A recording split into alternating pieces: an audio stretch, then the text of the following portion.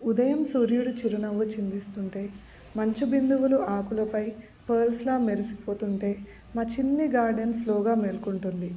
ప్రతి ఆకు ఒక కథ, ప్రతి పువ్వు ఒక ఆనందం, ప్రతి పంట ప్రకృతి ఇచ్చిన ఆశీర్వాదం. ఈరోజు ఆ అందమైన ప్రయాణంలో మీరు కూడా మాతో కలిసి రండి. ముందుగా మనల్ని తన సువాసనతో పలకరించేది పుదీనా.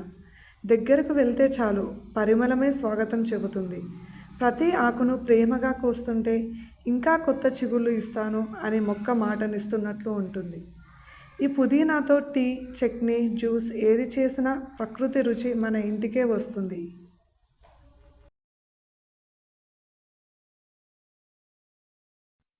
ఇదిగో గోంగూర, తెలుగు ఇంటి వంటగదికి గర్వకారణం. కొంచెం పులుపు కానీ ఎన్నో జ్ఞాపకాలు. అమ్మ చేతి గోంగూర పచ్చడి గుర్తొచ్చిందా? ప్రతి ఆకులో ప్రకృతి రుచి దాగి ఉంటుంది. రసాయనాలు లేకుండా పెరిగిన ఈ గోంగూరను కోస్తుంటే ఆ పచ్చదనం కళ్ళకు పండగలా కనిపిస్తుంది. మన గోంగూర పుల్లటి రుచికి రాని. ఇందులో vitamin A, vitamin C, iron, calcium, fibre సమృద్ధిగా ఉంటాయి.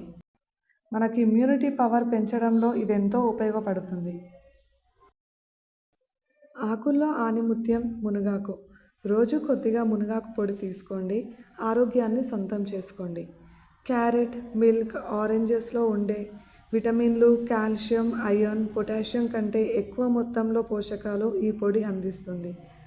రోగనిరోధక శక్తి పెంచడంలో, అలాగే మధుమేహం అదుపులో ఉంచడంలో ఈ మొక్క బాగా ఉపయోగపడుతుంది. ఇప్పుడు మన నేల బచ్చల గురించి చూద్దాం. చూస్తే చిన్న ఆకులు కానీ గొప్ప విలువ.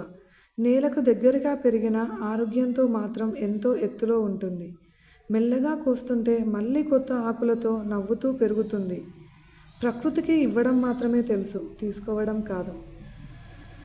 ఇది పప్పులో వేసిన, పులుసులో కలిపిన, వెల్లుల్లితో చట్నీ చేసిన ప్రతి ముద్దలో ఆరోగ్యం ఉంటుంది. కాస్ట్లీ మెడిసిన్స్ కంటే మన ఇంట్లో పెరిగే ఇలాంటి ఆకుకూరలే నిజమైన సంపద. నేల బచ్చలి చూసాం కదా, ఇప్పుడు మనం ఇంకో రకమైన బచ్చలాకు గురించి తెలుసుకుందాం. అదే తీగ బచ్చలి. తీగలా పైకి ఎక్కుతూ ప్రతిరోజు కొత్త ఆకులతో మనల్ని ఆశ్చర్యపరుస్తుంది. కంచె మీద పచ్చని దుప్పటిలా పరిచినట్టుగా కనిపిస్తుంది. ఈరోజు కోసిన రేపు మళ్ళీ కొత్త చిగుళ్ళతో సిద్ధంగా ఉంటుంది. వానైనా ఎండైనా ఎంతో వేగంగా పెరిగే ఈ తీగ మనకు ఎంతో ఆరోగ్యాన్ని అందిస్తుంది.